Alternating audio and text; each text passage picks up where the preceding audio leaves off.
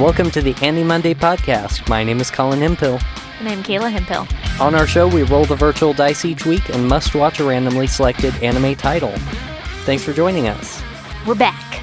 Finally. We've both been really sick. Yeah, a mix of being extremely busy and sickness on and off. Yeah. Still not 100%, actually. So if we sound a little funny, that is why. Yeah, we're going to take frequent breaks, I think, during this recording. Yeah. Several weeks ago, we hit the random button on Crunchyroll, and the tile that was revealed at the table is called Saki. There's some interesting history around this show. As we've come to find out, it's extremely popular. Yeah.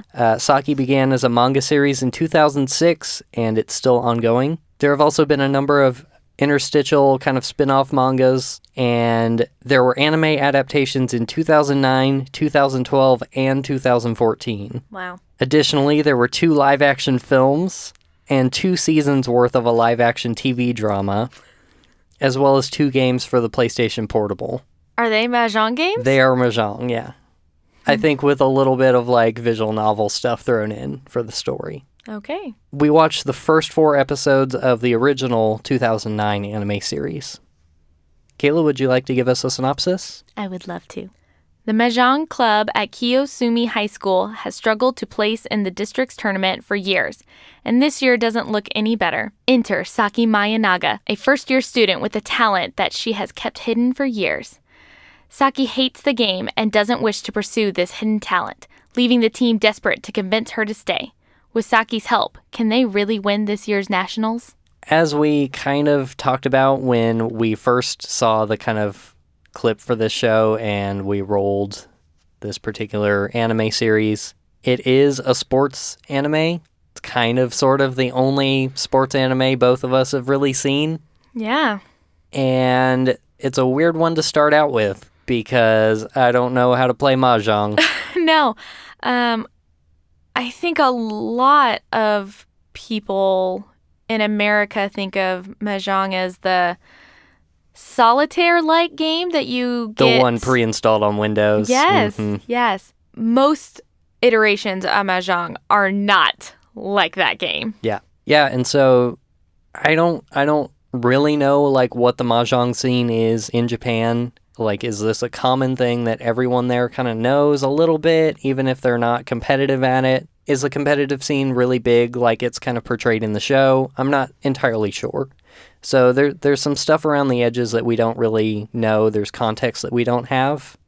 And I think that's going to play a lot into our discussion today. Yeah, definitely.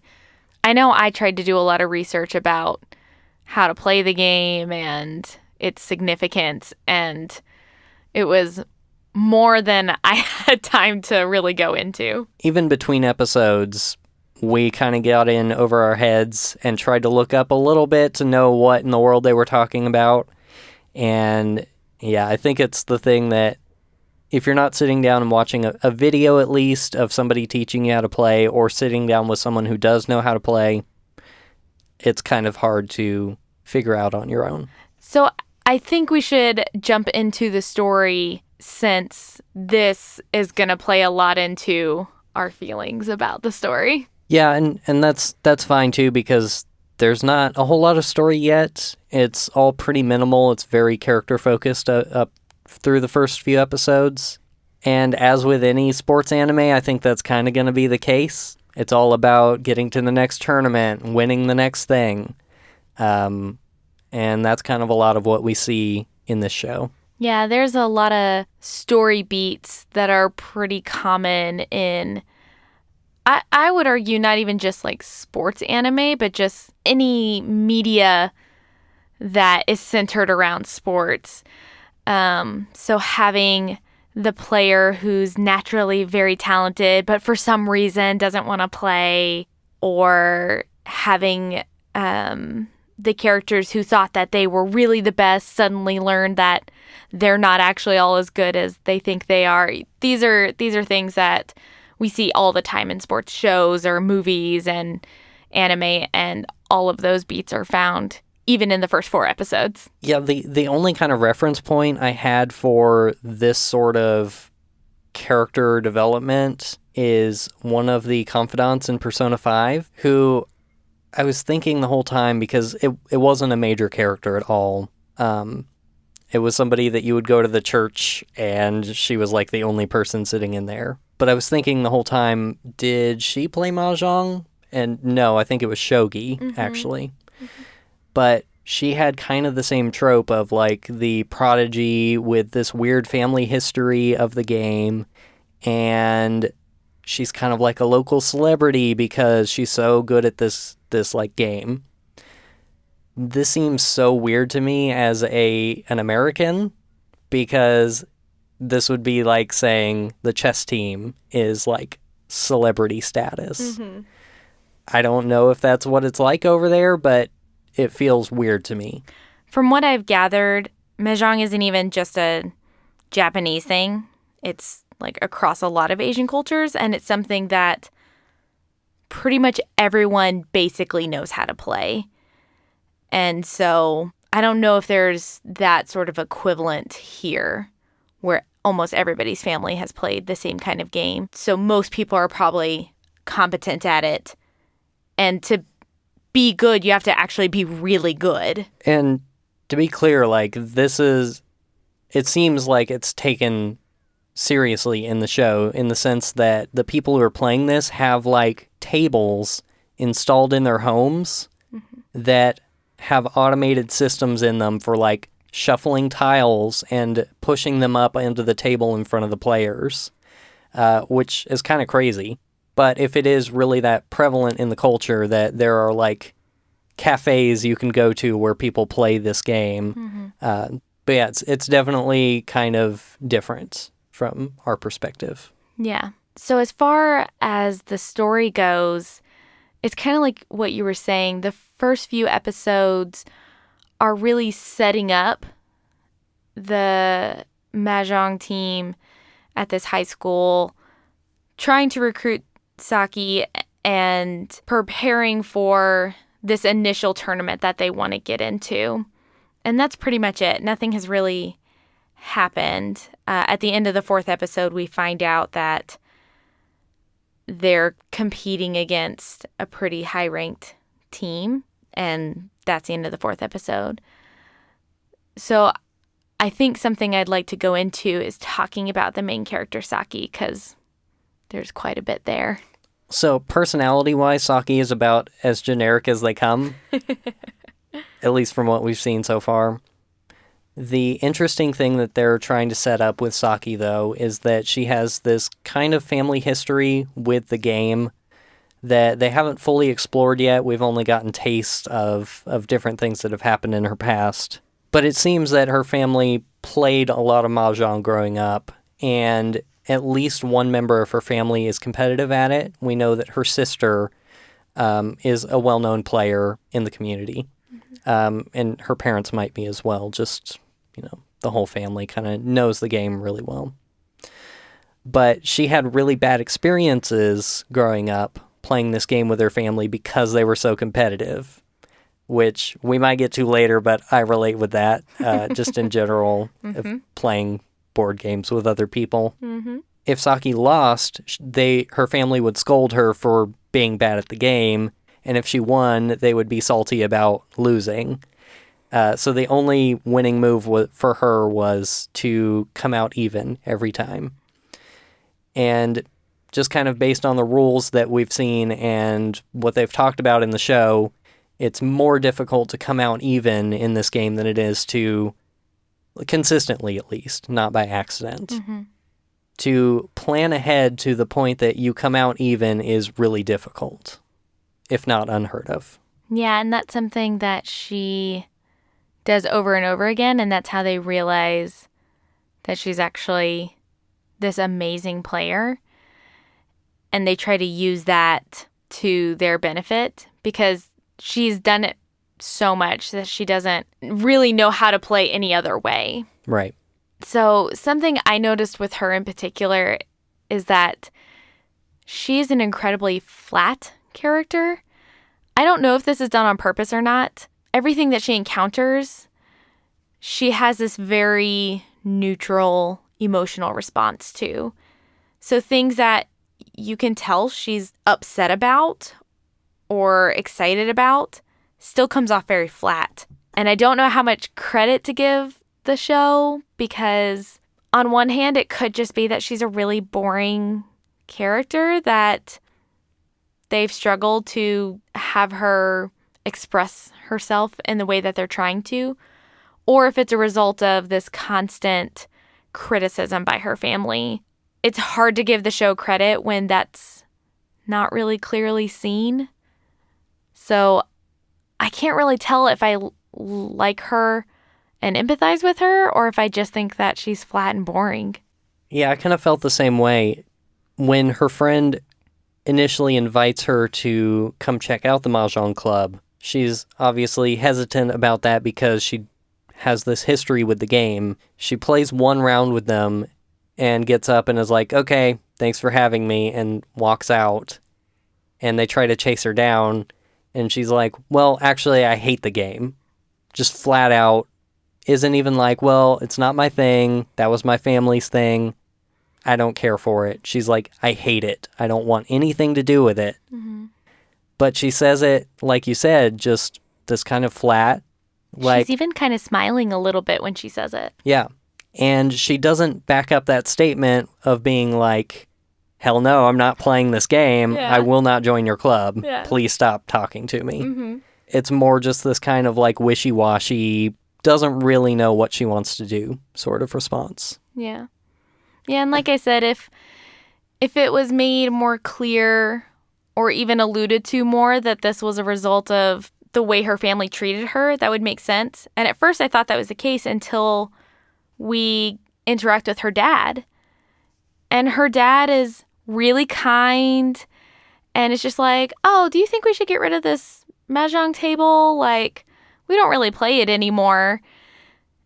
And she's like, no, I think we should keep it. And he was like, oh, really? Like, you think we should? And he's like, okay, if you say so. Like, he's totally friendly with her about it. So it's hard to tell why she comes off so bland. Yeah, and that could just be her dad. It might be her sister that's the problem. Yeah. We're not sure, but that's the initial impression is mixed. Mm-hmm. It's even strange seeing her come to the group in the first place. Yeah, there's this guy that she knows. Supposedly she's known for a long time, and his name is Kyotaro, and he's like this he kind of matches her personality. He's this generic blonde-haired kid, and he basically never speaks in this show. Despite him supposedly being her friend, they almost never have a conversation outside of the Mahjong table, and it's kind of unclear what his purpose is at all. It kind of seems like his purpose is to be the boy that ogles all the girls in the club, because he is the only boy. Yeah, that could definitely be it. Because that happens quite a bit. One such case is this girl named Nodoka. Would you like to talk about her? Nodoka is the player that we were referring to that is the really talented player. She spends all of her time playing Mahjong. We see several scenes of her at her house, like playing online with other people. This is the thing that she does. And she is pretty much the entire fan service of the show. And so she's often the object of people's affections. Even the main character, Saki, pays an abnormal amount of attention to her body. Yeah, I mean, her very first time seeing this person, Saki's very first time seeing Nodoka, is like her just staring at her as she walks by. Which is in the first couple minutes. Yeah, she's literally just sitting down by a tree at school, and it has nothing to do with the Mahjong club or anything. It seems like her entire role is to be everything that Saki is not. So Nodoka is very naturally beautiful and has all of this skill that she's worked towards. She's very talented. She's very smart. Popular. Confident. And Saki is really none of those things. And they end up having this friendly rivalry thing. We've talked about this dynamic before, about when one character sees the other one as a rival and the other one's just like, we're good friends. That's the same dynamic that's happening here. Saki pretty much sees Nodoka as a friend, and Nodoka sees Saki as her competition and her rival, because Saki is naturally talented, and it seems like Nodoka is not. It seems like maybe she's worked really hard to be good at Mahjong, and it's very frustrating for her to see a person who is naturally talented and is not using their gifts. Yeah, in fact, when this like first match is happening at the club, they're all playing the game, and then when it ends, you realize that there's this other person in the room who was like sleeping on a bed there. We'll probably get to that later. The place that they play the game in, their club room, is so weird. But anyway, the person who wakes up there is Hisa, and she's the club president of the Mahjong club. And she comes over to basically look over Saki's shoulder and is like, oh, I see what's happening here. Like, you're trying to come out even on purpose. Mm-hmm. There's no way that you got ±0 every time by chance. Mm-hmm. And when she reveals that fact, Nodoka is like appalled. She like can't even comprehend that somebody could just waltz in here and like be more talented than her and have this weird like, you're good at it, but you're not going to actually try to win kind of thing. Yeah, it's like she was insulted by it. That somebody could do something significantly harder than winning and be so nonchalant about it and pretend like, oh, haha, I'm not actually that good at Mahjong. She storms out of the room and goes chase her down in the rain. And that's when they have the whole confrontation about, you need to join the club. I don't want to join the club. That's where more fan service comes in because she doesn't have an umbrella, so you can only... Mm-hmm. Yeah, I can't figure this character out. Her motivations don't quite line up to me because you see this like weird friendly rivalry kind of thing. Nodoka didn't even realize that Saki was doing this. It was the club president who just like waltzed in and was like, oh, I see what's happening. But within like the next day, she's telling a reporter like, oh, there is this person you need to watch out for who's gonna shake up the scene. Mm-hmm. And you're like, but she hasn't won a game yet. She's still coming out even every time. Yeah. One person that I wanted to circle back to is Hisa, the club president. She's actually probably the most interesting character in this series so far. Because not only is she club president, she's also student council president. And she is this very understated character in the series. So she's really brilliant. Like you said, she immediately is able to see what Saki is doing and is able to find ways to get Saki to be involved in the club and to help her figure out how to actually be a successful player. Because Saki doesn't know how to win. That's something she ends up saying later on, is she only knows how to like come out even now.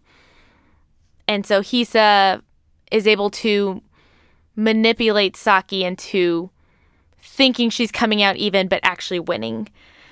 And she's just very clever. And we see over and over again these things that she's doing in order to better the people around her. So she actually gets these two girls to volunteer to help out at a cafe in which they have to play against a professional Mahjong player that she arranged so that they could realize they're not actually as good as they think they are.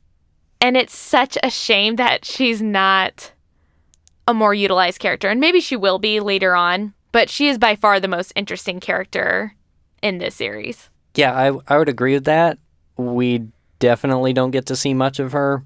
In fact, like I said, she's asleep for half of the first episode, and you only come to realize she's there later. That's the part of her that I think is kind of funny, is that while she is very tactical and kind of manipulative, she's also incredibly lazy. On the other hand, one character that we do get to see a whole lot of is Yuki. No, I'm not talking about her. You don't want to talk about tacos? Oh my goodness. I can't. Where does she even get that many tacos? Is that like that common? I don't think I've ever heard of a taco in Japan. No. And the characters seem to act that way too. Like, they're like, why do you have those? Why are you obsessed with these?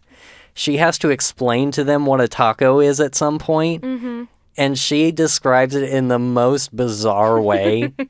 She tells them it's like basically a crepe with salad in it. But if you ever had a crepe, you know that's not. I'm from Texas. This is not a taco. But anyway, this character, she's kind of like your typical over-the-top, really rambunctious, sort of annoying character who acts like a child most of the time. She kind of has that appearance too. And it just eats tacos all the time, constantly. Even the type of Mahjong that she's good at is very short. So the type of game that she's good at, it's a game that doesn't go into too many rounds because she's very good at setting things up really quickly, but she says that she gets like distracted and can't follow through with the actual length of the standard game. And really, I guess that's all there is to the character. She shows up constantly, though. There's hardly any depth to her, but we're consistently forced to be exposed to her. There is actually one more person in this club, but she is so unremarkable. Oh, man. That, one, I don't remember her name. I did write her name down. Oh. It is Mako. Okay. Mako. You're talking about the person with, like, dark hair and glasses? Yes. Yeah. That's it. I don't know anything about her. Yeah, she just is part of the club. We haven't found if she's good at any of the games. She's just, I think she's a second-year student, and that's pretty much it. She doesn't have much in the way of a personality. There's nothing that stands out about her. She just sort of exists. Yeah, kind of like the one dude in the club. Yeah, they're both... He just kind of plays the game and always comes out in the middle or loses. Mm-hmm. Yeah, she's in the exact same position. All right, now that we've talked about the story and characters, which is a good chunk of this show, I think we're going to take a quick break and we'll come back shortly.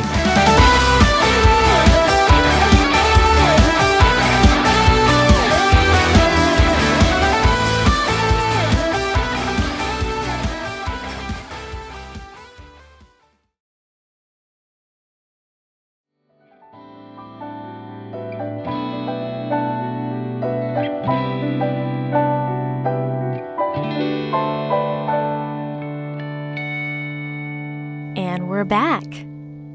Colin, do you want to talk about some of the animation in the show? I would love to. I think the first thing that I'll mention, because I don't have a whole lot to say about kind of the general animation style and art and all of that. It's fine. It's pretty generic. Some of it's quite bad. But one thing I do want to talk about, which I alluded to earlier, is the club room that they work in, which is basically a church steeple, from what I can tell.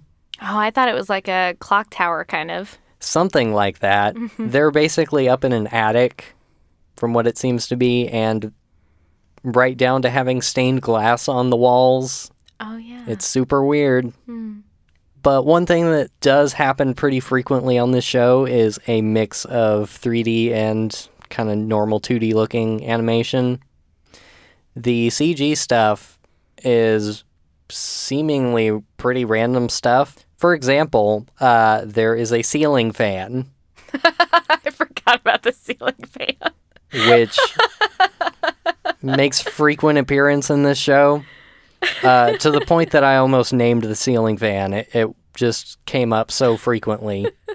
when they didn't have anything else to look at, anything interesting on the table or interesting conversation or anything happening, the shot would pan way back into like the ceiling of the room and just stare at this fan going in a circle slowly. Not even turned on, it seemed, just kind of like spinning. And that was a CG fan too. It was really obvious that it wasn't in line with the rest of the animation. Similarly, we talked about how they have these fancy Mahjong tables that are kind of installed in this room.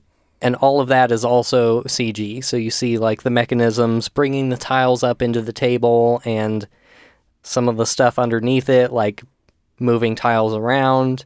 That also frequently kind of throws you into this animation style that doesn't quite match up with the rest. Yeah, it seems like at times it's kind of used for dramatic effect, and then other times it's almost like they're trying to flex their muscles to be like, look, we have CG, and it doesn't always work. Like you said with the fan, I forgot how frequent the fan was, but I do remember us talking about why do they keep showing us it? Why would they even spend the money and the time to like generate a ceiling fan? It's weird too because that is like a camera shot that can't exist. Yeah. Or at least you'd have no reason to put a camera up like above the ceiling fan. They just kind of thought it was a way to add motion to stuff. Mm-hmm. And that's something we haven't really talked about, is how much motion they try to add to this show. Ugh. And part of this, I think, is just the style of sports anime. Yes. This seems common in this kind of anime, where everything is over the top and unnecessary, and characters will go into huge monologues when there's clearly not time for that. And they will frequently exposit about what they are doing or the strategies that they are using. They got to give the pep talk. All stuff like that. But this is Mahjong. Mm-hmm. And so the extent of the action in this show is that they put a tile on the table and reveal it, and everyone else will like react to the tile being shown. Mm-hmm. And they do this with such great enthusiasm that it turns into like a martial arts experience of these people at the table battling back and forth about throwing the tile across the table and it bouncing and landing in just the right spot, and then the shock and horror of all the other contestants. It's funny because I did go to research and watch some Mahjong games. I did too. Okay. So there were some games that I watched that were a little slower, especially the ones that were teaching me how to play the game. But there were some professional ones where they are moving pretty quickly. And because of the dramatic flair that they put on the animation, it's almost like they're slowing down the game to add drama to it, instead of it being this fast-paced game that it can be. Yeah, and because even if a real game of Mahjong moves quickly, one thing that it does not do is the competitors don't stand up and like scream at each other. Being like, look at my incredible move that I just made. Yeah, and this series especially wants to have certain characters be explaining in their inner dialogue what they think characters are doing, like their competitors. And so it's the same thing that you were talking about. It's that slowing down to have these internal conversations, sometimes external, when there's no time for that. So it's funny to me that they think by slowing down the game and adding all this in, they're adding more drama, when really this game can be a very fast-paced kind of game. Do you have any thoughts specifically about the intro and outro kind of animations? Oh, do I? The intro and outro are very different from each other. So I'll start with the intro and then I'll go into the outro. The intro does not make any sense. Not only are we introduced to a lot of characters that we later find out are competitive teams, there are things that they show in the intro that have nothing to do with this series whatsoever. So the animation is still consistent. The characters look like themselves. However, they are at times physically fighting each other with weapons on like a battlefield. That has nothing to do with Mahjong. Right. And I guess it's supposed to be symbolic, but when you see the intro before you see any other part of the game, you're like, is this going to turn some Yu-Gi-Oh thing where they put down a tile and like a monster comes out and they're going to start fighting? Like, no, that's not what ends up happening. But it is weird that it's added in there. And there's a lot of like random bits in the intro animation that have nothing to do with the series. And maybe the series is going to take a really weird turn later, but it's just odd to have these kind of animated sequences in there. To me, I think it begs the question of, are they in on the joke or not? Mm. You know what I mean? Mm-hmm. Like, is the fact that everything is so over-exaggerated intentional to the point that, like, hey, we're trying to be like other sports anime, but it's Mahjong, and we know that there's no reason for them to do this. And so the intro animation is an extension of, oh, in these characters' heads, they're fighting a battle like with weapons and monsters and stuff like that. Or is it them taking it too seriously and being like, no, Mahjong is a battle? Yeah, it is hard to tell because there are times when the humor kind of leaks through and you think, oh, maybe they're not taking themselves so seriously. And then other times you're like, you are taking this way too seriously. This is the most dramatic thing I've ever seen. It would be one thing if during that intro sequence, when they're having this battle, one character summons like a taco monster and sends it out to fight, then you know, okay. Yeah. They're in on the joke. Yeah. I get it. I see what's happening. I don't necessarily want to take part in this, or maybe you do, but when it's kind of a toss-up between it being super serious and being over-exaggerated, it's kind of hard to get a sense for what they're trying to go for. Yeah. So all of that being said, the outro is totally the opposite. This is the part, again, it's really hard to tell if they take themselves serious or not. The outro is all done in this chibi animation. It's really cute. That actually feels more in line with what the show is trying to do. And the music kind of lines up with it. It's just this really cutesy, upbeat, chibi thing of them playing Mahjong and having these like cutesy little faces. So it is strange to have these two contrasting things. And again, it leads to, I don't know the theming of the show. I don't know if it's supposed to be this lighthearted, kind of poking fun at people who take themselves too seriously sort of thing, or if it is this really serious sports anime that I'm supposed to really feel and get into, you know, how intense these characters are feeling. I think the last thing I would say about the intro and outro too is these two songs, the pairing of songs that they chose for the intro followed by the outro is a very common coupling that we see, and I think that goes along with the animation as well. You tend to see these kind of chibi outros pretty frequently, or pixelated outros, or something to that effect. And to go along with that, they typically do have like the actors singing this kind of cute, fun, upbeat song, and it might be a little catchy, but there's no depth to it. It's probably literally talking about Mahjong for all we know. I don't think they subtitled it in this case, but it would be typical to see something like that for this kind of outro. And that kind of carries into the music and sound design for the show in general, is that it lines up pretty well with other sports anime, especially the sound design.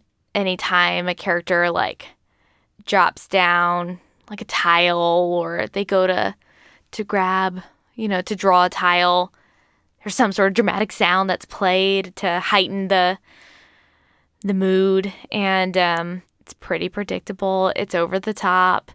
It's hard to tell, like, are we kind of poking fun at it a little bit, or are you really trying to get me to feel the drama of the moment? But you could replace any of those sound designs or any of the music that's playing in that with probably any other sports anime, and you wouldn't be able to tell the difference. It would be the same.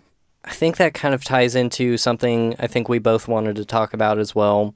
So as we lead into discussing our general thoughts and kind of what we took away from this show overall, something that I think is worth pointing out is something that the English localization team actually did for this show, which is also kind of tied in with the production of things, I guess. And that is that they realized that the American audience who was going to be watching the subtitled version was probably not going to know how Mahjong is played. And that is something that this show assumes. Mm-hmm. You go into a game almost immediately in the show, and they do not explain the terminology that they're using. They don't explain the specific tiles that are shown. Nothing about the game is, like, explained. They talk about strategies a little bit and the way that the different characters play, but when a character shouts Richi, you're just expected to know what that means. So the localization team tried their best to help us out with this. Mm-hmm. And what they did is that when a new concept was introduced, like a character shouting Richi, something at the top of the screen would say, Richi means that the character is going to, and I'm totally trying to remember here, that the player is going to, like, wait until the final hand is called. They're just going to go with their current hand or something like that. Mm-hmm. And those messages go by so quickly that there is zero time to read them. The problem also is that characters are talking at the same time, which we're trying to read the subtitles, that the characters are speaking while also reading the rules that are coming on the screen. And so I think having to say that, like, that there's all these sub-notes that go along with the show, I feel like this is a show that was not made for me. As an American? As an American, yeah, but generally as somebody who doesn't know this game. Like, I think about all the other sports animes that are out there. There are really popular basketball anime. And I know that Japan doesn't play quite as much basketball as we do. And I know that those shows are extremely popular in the US. But I think also basketball is something that, you know, there's two teams and they throw it in a basket and they make points by throwing it in the basket. If you know that basic concept, you can kind of follow along with what's happening. With Mahjong, I don't know what the goal of the game is. Even right now, I don't know how you win. And if you can't even explain the most basic detail of the game, and all of this knowledge is kind of assumed, then it's not going to connect with me at all. Yeah, something I noted about all this information that they were throwing at us is, it's sort of like you said, they were trying to explain a lot of terminology, but we don't know how the game itself works. And so the information that they're giving is not actually as helpful as they think it is. And I understand what their assumption was, and their assumption, at least in our case, was correct. We don't know how to play the game. However, the notes that it was giving us was not actually teaching us the game. It was just overloading us with more information.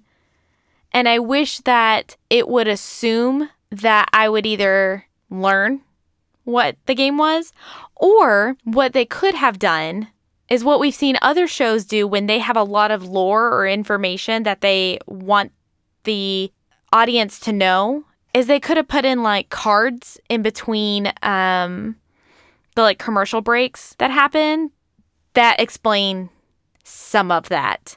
And I don't think that would have been difficult to do.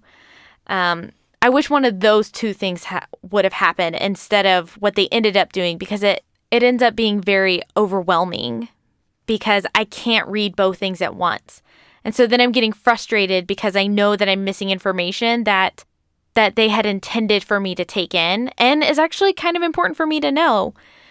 But I very easily wanted to learn how do you play Mahjong? Like, how do you win at Mahjong? So I went and researched that episode 1. And I wish they would have given me more credit to do that instead of trying to overload me with information that was not helpful. Yeah, and then I also wonder, like, in English-speaking countries where they play Mahjong, do they use the same terminology? Were they thinking maybe you do know how to play, but they don't say Riichi over here. They say something different in English. Oh, okay. I don't know. That's something Again, these are all unknowns to me. Yeah. I have no context for this show and the way that it's supposed to work. And all that to say, I mentioned earlier all of the media that is based on this property. This is an incredibly popular franchise. There's so much media based on it, and it's been running for a very long time. There has to be something to it, right? Yeah. It wouldn't be this popular. Like, we end up watching a lot of shows on AniMonday that nobody really knows. Yeah. And this is not one of those. This is a show that a lot of people know and has many iterations. And so I have to wonder if the one thing separating me from the person who does enjoy this show is a knowledge of how Mahjong works. Because from my perspective, it's just an overload of information, like you said. It's like they handed me a glossary and told me to follow along and try to find the right term while also trying to read the subtitles. Because you're going to be tested later on this.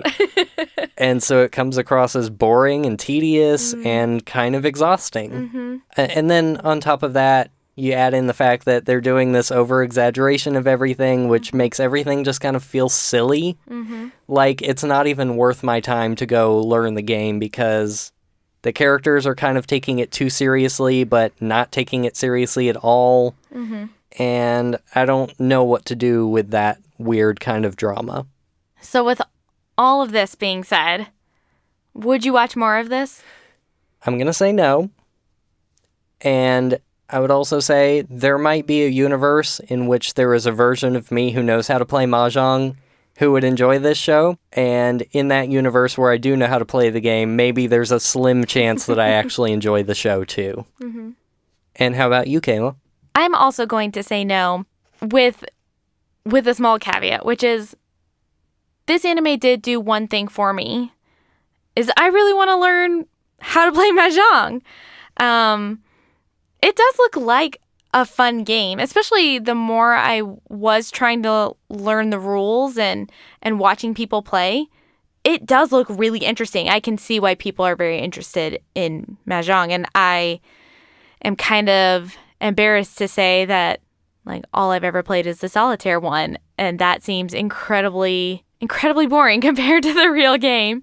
But I think even if I knew how to play the game, I still don't think I would particularly like this series because of the exaggeration and partially because of all the fan service. We didn't get into that too much, but oh boy, there was a lot of it, and it was just kind of off-putting for me. But I do have to say I do have a new interest because of this show. I just don't want to watch the show.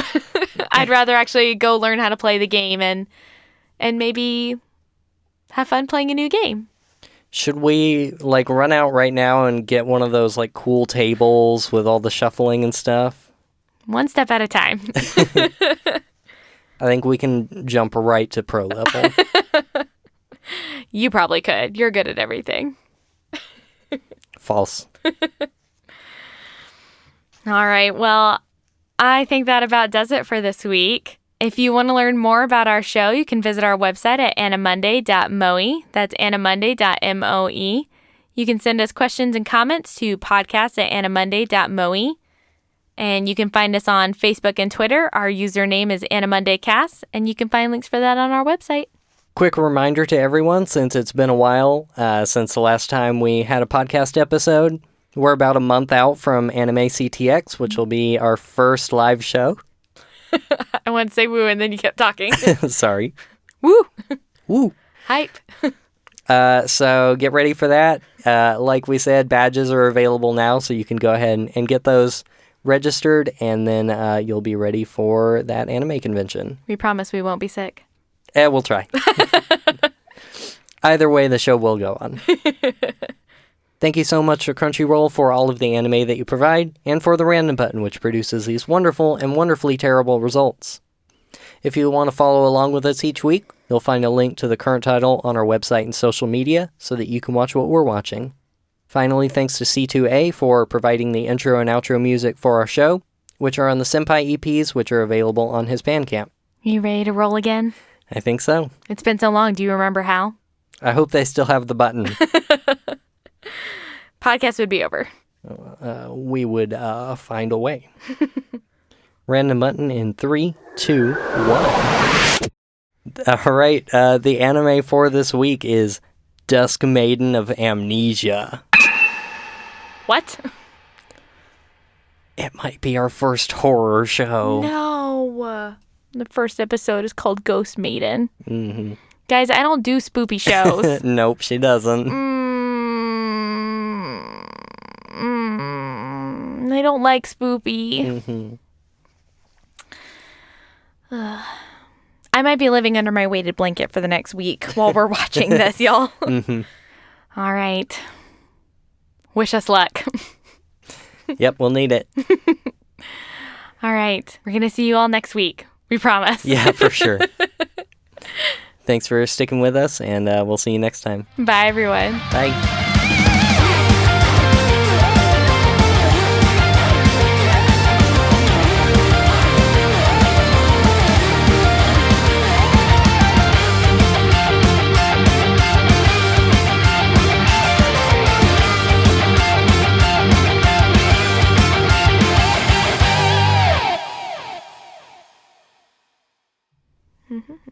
Are you ready? I was born ready. My body is ready. My body is not ready. No, mine either. The Mahjong blah, blah, blah, blah. She was born ready. Okay, you know what? You can do this by yourself. Mahjong is a hard word to say, okay? Mahjong. Mahjong.